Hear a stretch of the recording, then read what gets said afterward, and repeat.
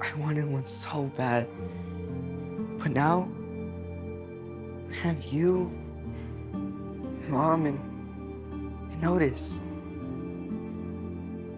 I don't need any more than that.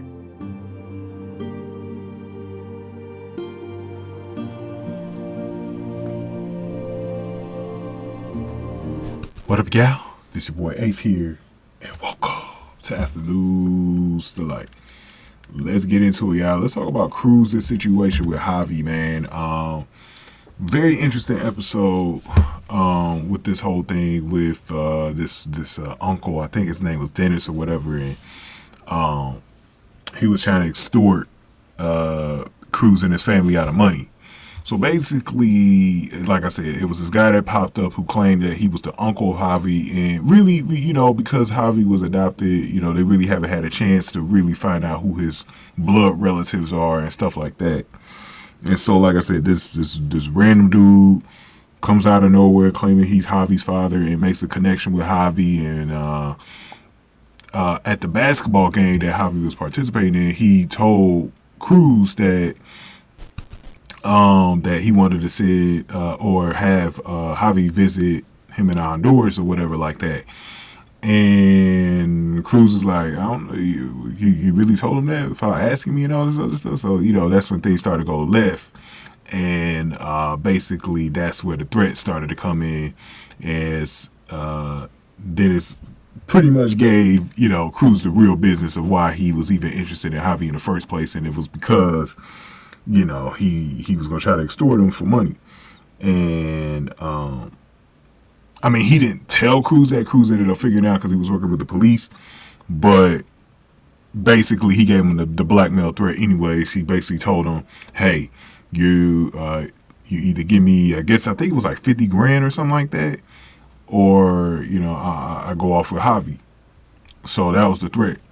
So Cruz had to figure out a way to get the money and all that. Thankfully, he called the police and got them set up, and they set dude up. When they made the exchange for the money, one of the officers acted like they were Cruz's wife, and they made the exchange, and the cops got him, and he was done. He was done. So the saddening part about it is that Cruz had to go tell Javi that wasn't his real uncle, and that guy was a scammer, and, the whole situation, because, Javi is looking for love, and he was probably getting excited that there was a blood relative that he had never met, but that he, could spend time with and stuff like that going forward, and he had to tell him, like, this dude was a scammer. But he gave Cruz the biggest hug that he could give him, and it was awesome. It was really awesome to see, him really embrace Cruz. I know Cruz was feeling the love there, because that could have went another situation. Some kids don't take that news well, and it could have went another situation where Javi just walked away from Cruz, like, or yelled at him like, you don't want me to know my real family or something like that. So stuff like that, that adopted kids go through with their foster families and stuff like that. And even though technically I don't think Cruz is a foster family, right?